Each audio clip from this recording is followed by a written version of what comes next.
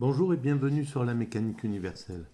Alors aujourd'hui nous sommes mercredi 16 novembre 2022 et je continue mes digressions à partir de cet ouvrage d'Albert Camus, Le mythe de Sisyphe. Voilà. Alors je le lis, je le découvre en même temps et je commente si je pense qu'il faut que je commente. Voilà, dirait la palisse.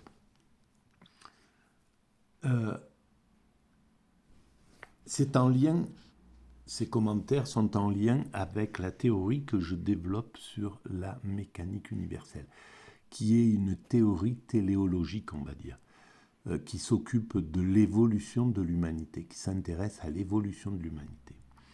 Et selon moi, j'essaie d'ailleurs de le démontrer de façon rationnelle, je ne sais pas si j'y parviens, mais en tout cas, c'est mon désir, démontrer que l'humanité est irrésistiblement destinée à atteindre son ultime perfection. Alors cette ultime perfection, c'est une perfection spirituelle. Donc autant dire que je suis un peu en contradiction avec ce que je lis pour l'instant. Je suis arrivé à la page 49. Avec ce que je lis, qui semblerait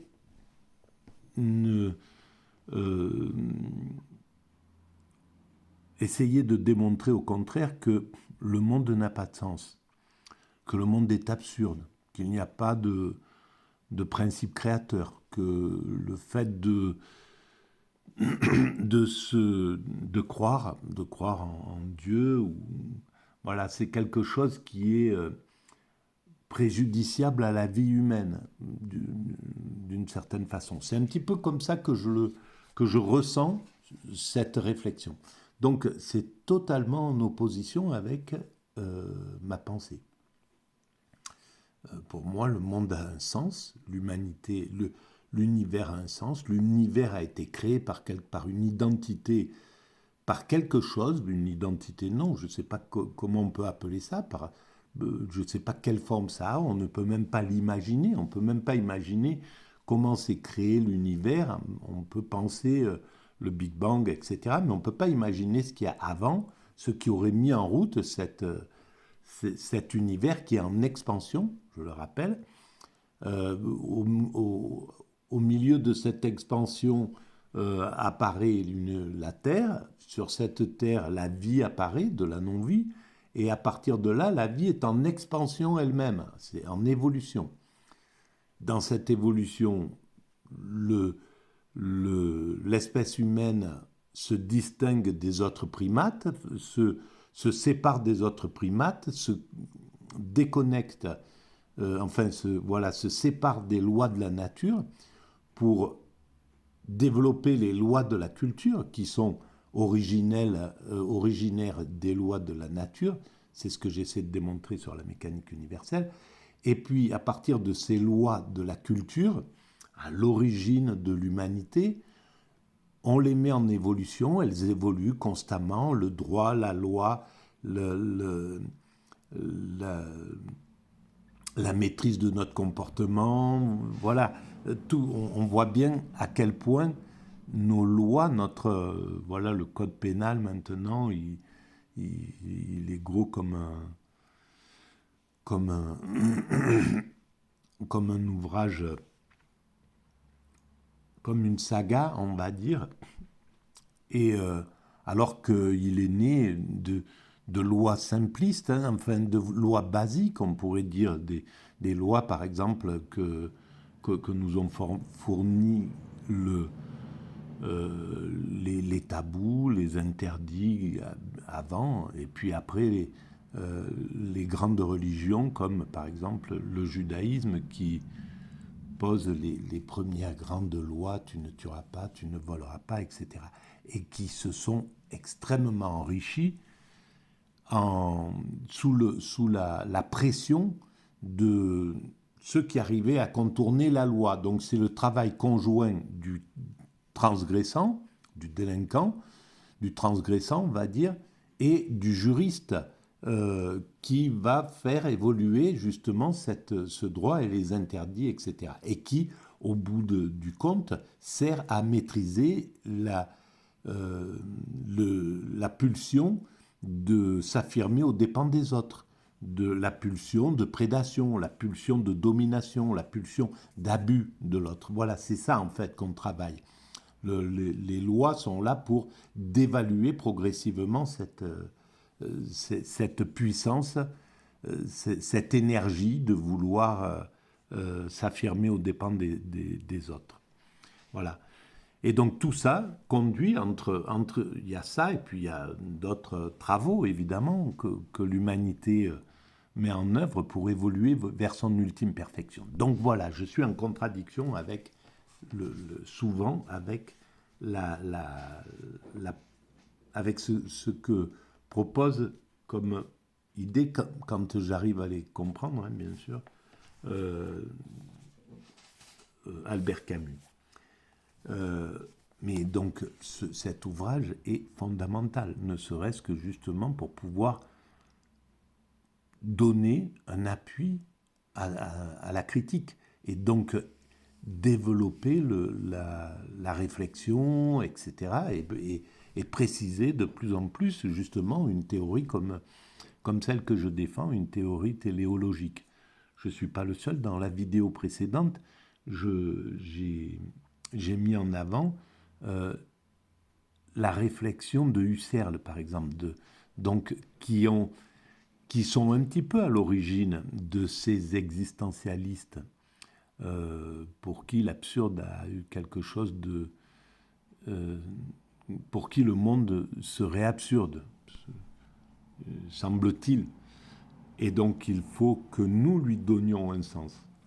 Au lieu de penser, voilà, ma position c'est le monde a un sens, il est caché, on croit que le monde est absurde, il donne le sentiment d'être absurde parfois, on pourrait le croire comme ça, mais le monde a un sens, il faut qu'on le mette en lumière, il faut le révéler, il faut aller le comprendre et le révéler.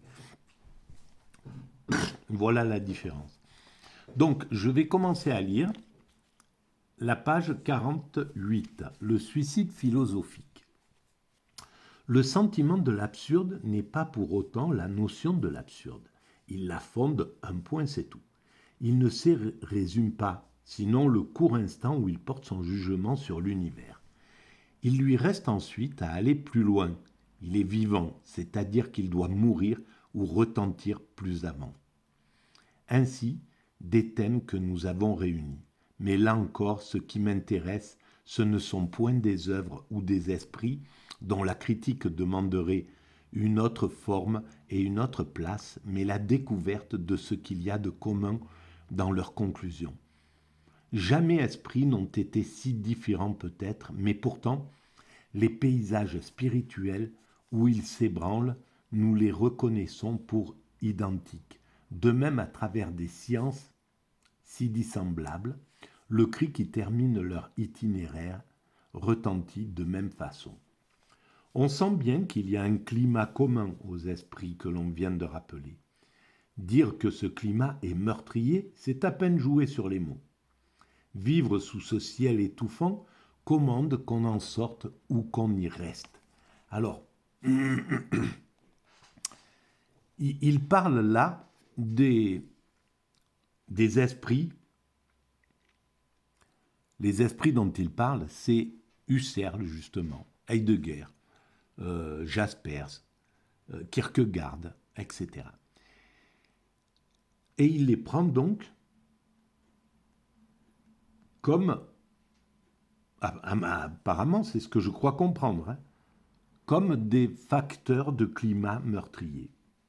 Et là, de ciel étouffant.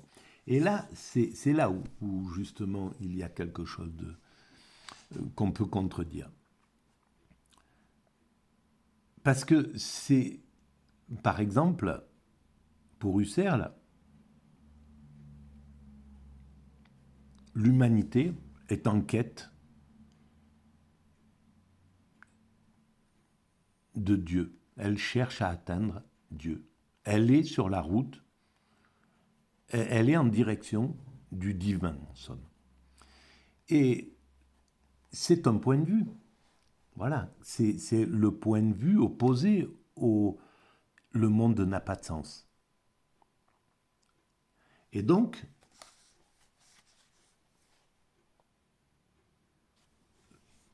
s'il parle, s'il dit par exemple que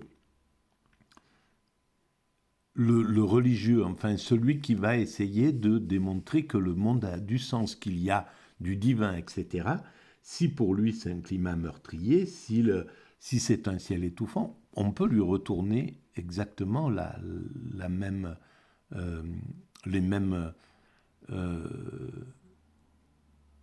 le même vocabulaire pour le monde qui prétend que le monde est absurde. Et je pense, et c'est là où justement ce combat est intéressant. Il faudra voir à la fin qu'est-ce qui ressort de ce combat. Est-ce que ce qui s'avérera le plus logique, c'est qu'il y ait un sens, c'est que l'humanité ait un sens, c'est que l'humanité va quelque part, ou est-ce que c'est l'idée selon laquelle l'humanité n'a pas de sens, l'humanité, voilà, la vie humaine est absurde, on doit s'organiser pour la rendre, euh, pour dépasser ça, pour survivre à cette, à cette absurdité. Voilà, donc tout le combat est là en somme. Je continue. Il s'agit de savoir comment on en sort dans le premier cas et pourquoi on y reste dans le second cas. Je définis ainsi le problème du suicide et l'intérêt qu'on peut porter aux conclusions de la philosophie existentielle. Alors, le mythe de Sisyphe, c'est curieux parce que l'idée du suicide revient fréquemment. Alors, est-ce que Sisyphe se suicide? Je n'en sais rien, je ne sais pas. Je suis allé un petit peu m'enseigner sur le mythe de Sisyphe, mais en réalité, le mythe de Sisyphe, c'est une punition des dieux, Voilà, à l'époque où les dieux, l'époque mythique, l'époque des mythes, quand les dieux étaient, d'abord c'était une sorte de polythéisme, et les dieux étaient un peu à l'image des humains. Ils avaient des pulsions, ils pouvaient avoir des perversions, de la violence. Ils pouvaient se conduire en criminels, violer, tuer, etc., etc. Ils avaient en fait tous les défauts et des défauts énormes finalement. Hein, l'art de la vengeance, l'art de faire souffrir, l'art, etc. Et donc voilà, par rapport à Sisyphe qui contredit Zeus, qui va révéler à un dieu duquel Zeus a enlevé une des filles pour l'abuser. Donc Sisyphe va le révéler. Et parce qu'il contrarie Zeus le fait condamner à cette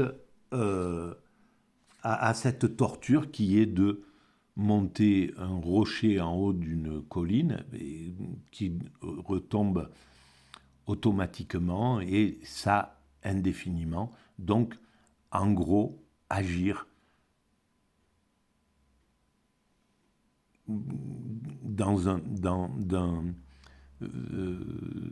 travailler à quelque chose d'absurde, qui n'a pas de sens, qui n'aurait pas de sens. Voilà.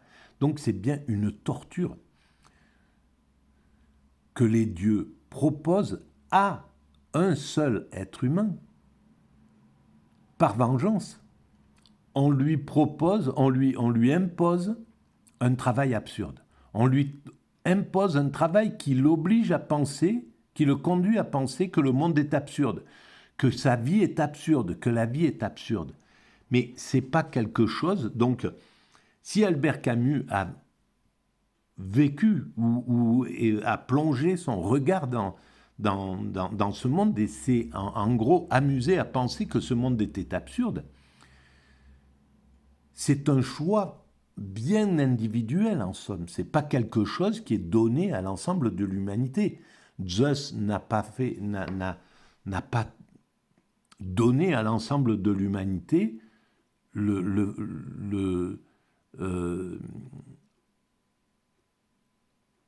un comportement qui obligerait l'humanité à penser que le monde est absurde. Au contraire.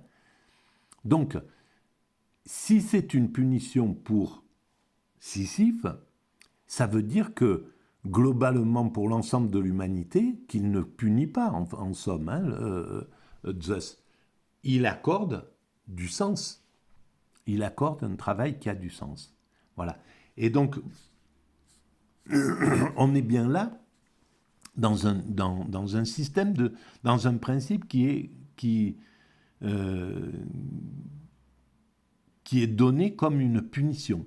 C'est pas quelque chose, c'est pas une révélation, c'est pas quelque chose qui est donné à l'humanité. Voilà, le monde est absurde, débrouillez-vous pour vous débrouiller avec ça, pour vous organiser à partir de ça. On vous donne un sentiment, le monde est absurde. Donc, en fait, ce que propose Albert Camus, c'est pratiquement de se mettre à la place du divin, quoi. C'est de répandre un cas particulier à la généralité, de faire d'un cas particulier, d'un cas qui est une torture mentale, de le donner à l'ensemble de l'humanité. S'il préconise, si les existentialistes préconisent l'idée que le monde est absurde, ça veut dire qu'ils veulent ramener l'ensemble de l'humanité à la punition de Sisyphe. Voilà. Voilà comment je peux contester déjà cette vision. Je continue. Je veux auparavant me détourner un instant du droit chemin. Jusqu'ici, c'est par l'extérieur que nous avons pu circonscrire l'absurde. On peut se demander cependant ce que cette notion contient de clair et tenter de retrouver par l'analyse directe sa signification d'une part et de l'autre les conséquences qu'elle entraîne. Donc là, il y a quand même quelque chose d'intéressant, c'est que c'est par l'extérieur que nous avons pu circonscrire l'absurde. Donc il y a quand même un désir d'anéantir l'absurde. Voilà. Voyons voir comment Albert Camus procède. Je continue. Si j'accuse un innocent d'un crime monstrueux, si j'affirme à un homme vertueux qu'il a convoité sa propre sœur, il me répondra que c'est absurde. Cette indignation, à son côté, comique, mais elle a aussi sa raison profonde. L'homme vertueux illustre par cette réplique l'antinomie définitive qui existe entre l'acte que je lui prête et les principes de toute sa vie. C'est absurde, veut dire c'est impossible, mais aussi c'est contradictoire. On ne va pas, dans cette indignation, on ne va pas parler de l'absurde. Bonjour, merci. Ouais. On ne va pas parler de l'absurde dans cette contradiction. À mon avis, ça ne sera pas la première réponse de quelqu'un qu'on va accuser à tort, et surtout d'un crime monstrueux. Il va dire c'est injuste, c'est faux, c'est absolument faux, mais il ne va pas dire c'est absurde. Il n'y a pas de raison d'aller dire c'est absurde. Je continue.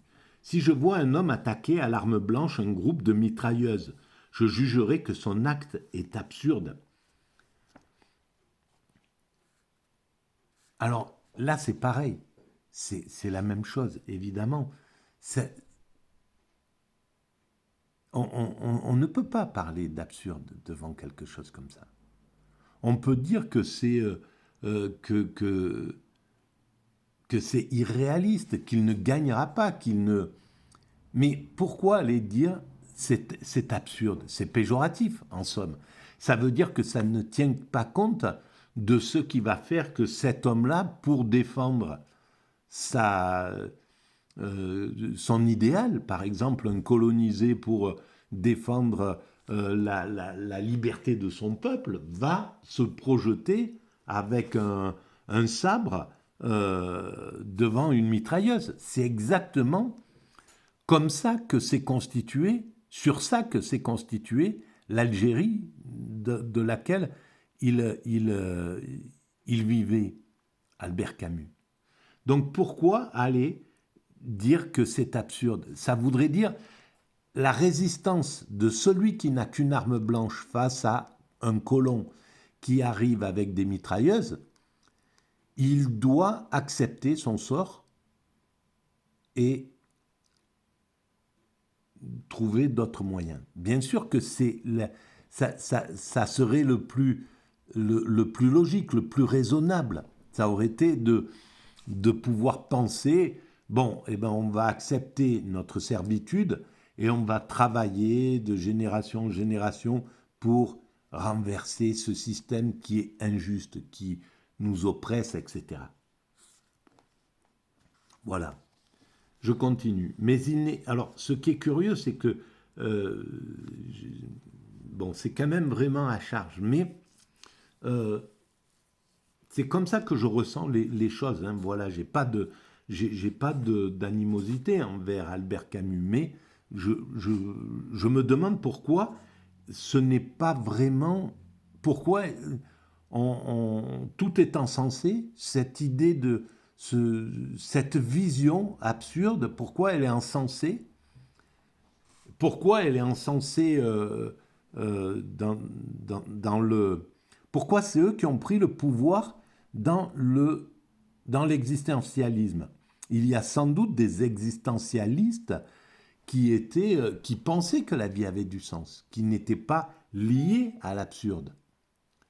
Voilà. Donc, c'est ce que je me demande. Mais peut-être, de toute manière, c'est très intuitif, hein, mes réflexions. Attention, elles sont pas... c'est juste, voilà, c'est de la créativité pure. Hein, donc, il y a sans doute des erreurs. Il ne faut pas hésiter à contester, à me dire, là, j'ai tort.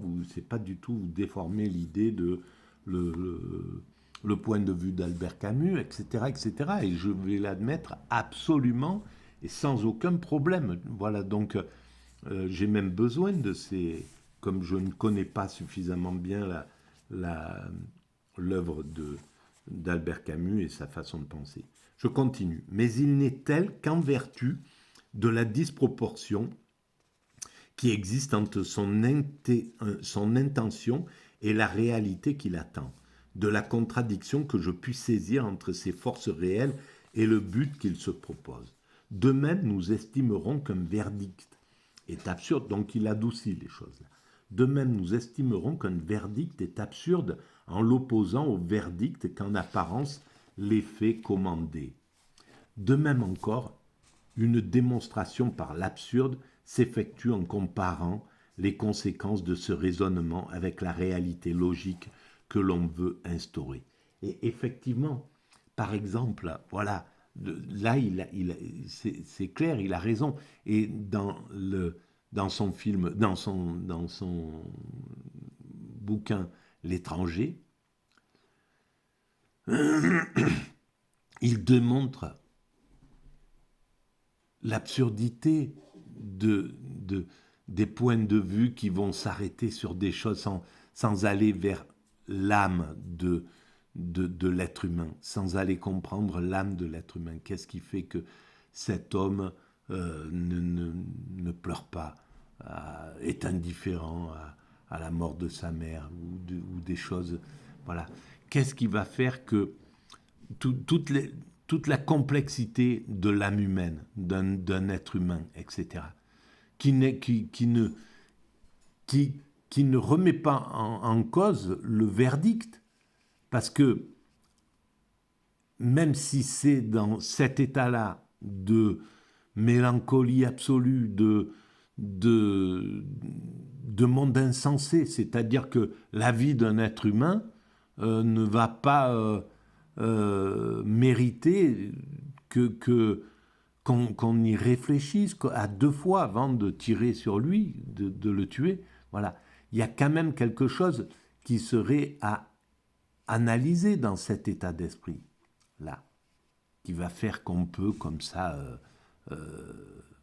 au lieu d'agir légitimement, de s'en remettre à la police, de s'en remettre au système, voilà, pour gérer une situation et éviter d'enlever une existence. Comment on peut voir une existence qui fait que ce sentiment de vide intérieur va faire qu'on peut... On peut. Alors oui, et d'ailleurs c'est intéressant parce que il faut atteindre ce vide intérieur, ce vide spirituel en somme. Dans ce vide spirituel, et c'est peut-être ce qui permet aux dictateurs criminels de pouvoir massacrer en masse, de pouvoir tuer en masse, par exemple. Parce qu'en fait, ils n'ont pas... pour eux, la vie n'a pas de sens, puisque le monde n'a pas vraiment de sens. Il faut qu'ils construisent ce sens. Ils le construisent à la façon dont ils veulent le construire. Et ils peuvent le construire avec des notions dans lesquelles la vie d'un être humain, si c'est un étranger, si c'est elle n'a pas d'intérêt. Si c'est un opposant, elle n'a pas d'intérêt. La vie d'un groupe n'a pas d'intérêt. On peut décider de son élimination. Voilà, par exemple. Je continue. Dans tous ces cas, du plus simple au plus complexe, l'absurdité sera d'autant plus grande que l'écart croîtra entre les termes de ma comparaison. Il y a des mariages absurdes, des défis, des rancœurs, des silences, des guerres et aussi des paix. Pour chacun d'entre eux, l'absurdité naît d'une comparaison. Je suis donc fondé à dire que le sentiment de l'absurdité ne naît pas du simple examen d'un fait ou d'une impression, mais qu'il s'agit de la comparaison entre un état de fait et une certaine réalité, entre une action et le monde qui la dépasse. L'absurde est essentiellement un divorce. Il n'est ni dans l'un ni dans l'autre des éléments comparés, il naît de leur confrontation. Sur le plan de l'intelligence, je puis donc dire que l'absurde n'est pas dans l'homme, si une pareille métaphore pourrait avoir un sens, ni dans le monde, mais dans leur présence commune, dans la présence de l'homme au monde. C'est de là que viendrait l'absurde. Mais ce n'est pas le sentiment que nous avons de cette existence. Il y a de nombreux barrages qui empêchent de voir le monde sous cet angle-là. L'organisation de la société nous empêche aussi de voir le monde sous cet angle absurde, puisqu'elle elle agite elle nous pousse, la société nous pousse dans une agitation. Il faut travailler, se marier, jouir de la vie, rigoler, s'amuser, etc., construire et tout ça. Voilà, c'est les récompenses à la construction de l'humanité. Mais donc, il ne donne l'organisation de la société et notre organisation psychique font qu'on n'est pas... C'est pas quelque chose d'automatique de penser le monde absurde. Il faut presque se forcer pour aller en faire une œuvre d'art, pour aller regarder l'absurde et encore le regarder de manière superficielle, parce que dès qu'on tombe dans l'absurde de façon pathologique, par accident, bien souvent, et de façon marginale, c'est très rare, mais qu'on tombe dans l'absurde par la mélancolie, par quelque chose de grave qui nous est arrivé, ou par pardon, ou par un burn-out ou quelque chose qui va faire que d'un seul coup, le monde devient absurde, il nous devient étranger et il nous projette dans une souffrance absolue qui peut nous conduire au suicide, bien entendu, dans ces cas-là. Mais c'est très marginal, c'est pas l'organisation de la vie n'est pas organisée pour nous conduire à cette vision absurde. Elle est organisée pour nous conduire à penser qu'il y a du sens. Tout ce que nous faisons, déjà le fait d'agir dans cette humanité, démontre qu'intuitivement, on croit qu'il y a du sens. Même si on professe l'inverse, même si on peut dire ouais, la vie c'est absurde, ça n'a pas de sens, etc. Mais on agit quand même là-dedans, on agit quand même pour cette humanité. Donc on agit pour le progrès de cette humanité. C'est exactement ce qu'a fait Albert Camus, et de manière magistrale, de manière absolument magnifique, en montrant qu'il est dans le sens de l'humanité, dans le sens de la morale humaine, qu'il veut la faire progresser, qu'il veut faire progresser l'humanité, qu'il veut faire progresser l'humanité, donc qu'il a compris le sens de l'humanité, qu'il veut sortir même à son détriment, au détriment de sa mère, au détriment de ses compagnons, de ses amis, qu'il veut faire sortir le pays où il vit de la colonisation, qu'il veut, qu'il veut partager quelque chose, qu'il a compris le problème, etc. Donc c'est énorme quand même, ce comportement. Donc c'est un comportement de croyant, de quelqu'un qui croit, pardon, de quelqu'un qui croit au sens de l'humanité. Et donc, c'est pourquoi je trouve que je pense que ces ouvrages sont de la posture, mais peut-être c'est une provocation pour éclairer les choses. Je ne sais pas l'intention de cet ouvrage-là. Mais en tout cas,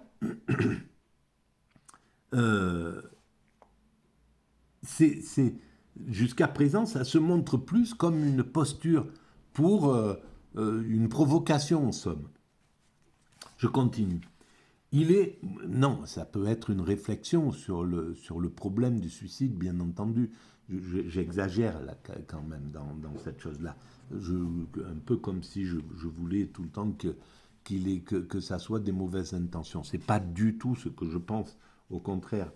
Mais comme je suis en combat, eh ben, j'ai les neurones un peu qui sont dirigés vers le combat, qui ne sont pas dirigés vers la bienveillance, vers la compréhension de la complexité de la pensée de l'autre, etc. Il est pour le moment le seul lien qui les unisse. Si je veux rester aux évidences, je sais ce que veut l'homme, je sais ce que lui offre le monde, et maintenant je puis dire que je sais encore ce qui les unit. Alors pour lui, ce qui les unit, c'est l'absurde. Je n'ai pas besoin de créer plus avant. Une seule certitude suffit à celui qui cherche. Il s'agit seulement d'en tirer toutes les conséquences. La conséquence immédiate est en même temps une règle de méthode. La singulière trinité qu'on met ainsi à jour n'a rien d'une Amérique soudain découverte. Mais elle a ceci de commun avec les données de l'expérience qu'elle est à la fois infiniment simple et infiniment compliquée. Le premier de ses caractères à cet égard est qu'elle ne peut se diviser. Détruire un de ces termes, c'est la détruire tout entière. Il ne peut y avoir d'absurde hors d'un esprit humain. Ça, je suis absolument d'accord. Et donc ça devrait montrer que dans la chrysalide d'un primate naturel en primate culturel, dans cette transformation, on rencontre la culture, on rencontre la conscience, on rencontre la capacité de projection vers le futur, etc., de notre esprit vers le futur où se trouve notre mort. Et donc tout ça, c'est le seul moment dans le vivant où l'humanité rencontre l'absurde. C'est la seule espèce qui rencontre l'absurde. Et pour quelle raison ? l'espèce humaine est apparue? Pour quelle raison l'espèce humaine rencontre l'absurde? Voilà la question qui devrait être posée, en somme. Et à cette question-là, on est obligé de comprendre que l'humanité a un sens particulier à ce moment-là, qui inclut le fait d'être confronté à l'absurde. Mais ça veut dire que nous avons un sens. Et le sens, c'est celui que les spirituels ont compris, et que Husserl l'a compris, et que Hegel a compris. Nous sommes là pour révéler à cette... peut-être, et entre autres, parce qu'il n'y a aucune certitude à tout ça, c'est la logique qui me fait penser comme ça, mais c'est une croyance en somme. C'est pas, voilà, on n'a pas le manuel qui nous dit, donné par le divin, qui dit oui, c'est ça, ça y est, vous avez trouvé. Non. Donc il faudra le démontrer encore. Il faudra que la science, la philosophie, la pensée parviennent à le démontrer de manière rationnelle pour que ça soit admis par l'ensemble de l'humanité. Cette position. Je continue. Ainsi, l'absurde finit comme toute chose avec la mort. Oui, mais il ne peut non plus y avoir d'absurde hors de ce monde. Et c'est à ce critérium élémentaire que je juge que la notion d'absurde est essentielle et qu'elle peut figurer la première de mes vérités. La règle de méthode évoquée plus haut apparaît ici. Si je juge qu'une chose est vraie, je dois la préserver. Si je me mêle d'apporter à un problème sa solution, il ne faut pas, du moins que j'escamote par cette solution, même un des termes du problème. L'unique donnée est pour moi l'absurde. Le problème... On peut le voir comme ça, mais on peut le voir, l'unique donnée, c'est le sens. Il nous est donné à travers nos cellules, nos organes, notre esprit, notre psychisme. Il est inclus dans notre existence. Et j'en veux pour preuve que nous déclinons des primates naturels. Donc lorsque nous étions chez les primates naturels, nous n'avions pas la capacité d'aborder cet absurde. On vivait, le primate naturel ne va pas au suicide. Il vit sa vie tranquille, paisible, etc., comme tous les animaux. Il vit son existence sans se poser de questions, sans angoisse, sans...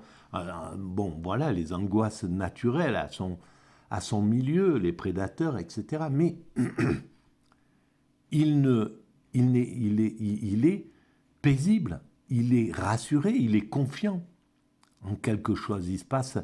Donc, et nous sommes issus de cet état-là. Donc l'absurde vient, évidemment que l'absurde vient se poser dans l'humanité, mais il n'est pas l'essentiel, il n'est pas le donné essentiel de l'humanité. Le donné essentiel de l'humanité, c'est la confiance, en réalité. Et l'absurde est un outil pour évoluer. C'est comme le mal, et nous avons créé le mal, l'idée du mal. Il existe des interdits naturels chez les autres primates qui font qu'on ne tue pas, par exemple, un subalterne qui montre son coup, alors que le dominant pourrait le tuer s'il le voulait. Donc, il y a des sortes de morales instinctives qui ont donné notre morale, qui sont à l'origine de notre morale, de la morale humaine. Mais l'humanité, en devenant une humanité, a transformé ces interdits en mal, quoi, en idée du mal. Ça, c'est mal, tu ne dois pas faire le mal, etc. On ne doit pas agir mal, etc.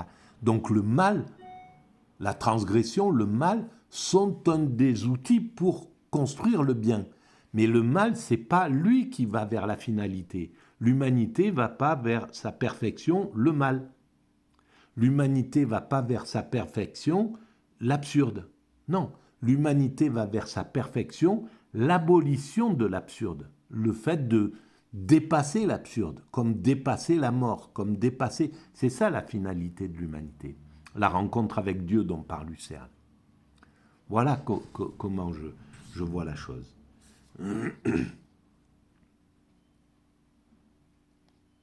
Donc, je vais arrêter là pour cette vidéo parce qu'elle fait 40 minutes et je ne veux pas aller un peu trop loin. Je reprends tout de suite une nouvelle vidéo. Merci de votre écoute, à bientôt.